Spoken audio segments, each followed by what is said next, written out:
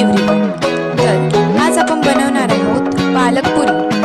तर सर्वप्रथम पालक भाजी काढून घेऊया. त्यानंतर त्यासोबत मिरचीही काढून घेऊया.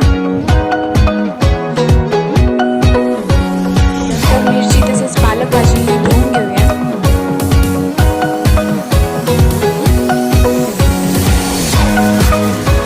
भाजी धुतल्यानंतर ती कापून ती उकडायला ठेवूया. त्यामध्ये थोडेसे पाणी पण टाकावे.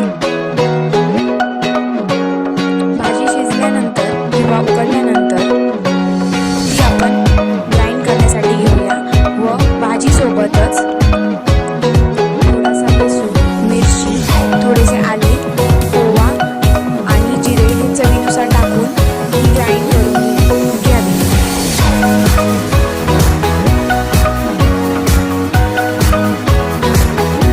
ग्राइंड झाल्यानंतर एका परातीत 2 वाटी गहूचे पीठ तसेच 1 वाटी बेसन पिठात मिश्रण टाकून घ्यावे. ते मिश्रण टाकून झाल्यानंतर त्या थोडेसे मीठ टाकून चवीनुसार मीठ टाकून ते एकत्र करून घ्यावे. या सर्व मिश्रणाचा एक डो बनवून घ्यावा. डो बनवल्यानंतर त्याच्या पुऱ्या लाटून घ्याव्या.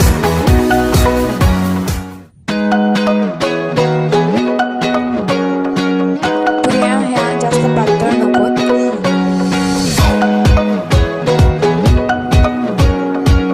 पुऱ्या लाटून झाल्यानंतर एका कढईमध्ये तेल गरम करून त्यामध्ये त्या पुऱ्या तळण्यासाठी सोडाव्यात.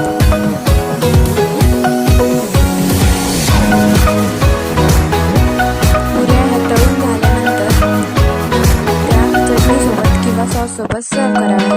Thank you for watching. For next recipes, subscribe the channel, and for daily videos notification, press the bell icon.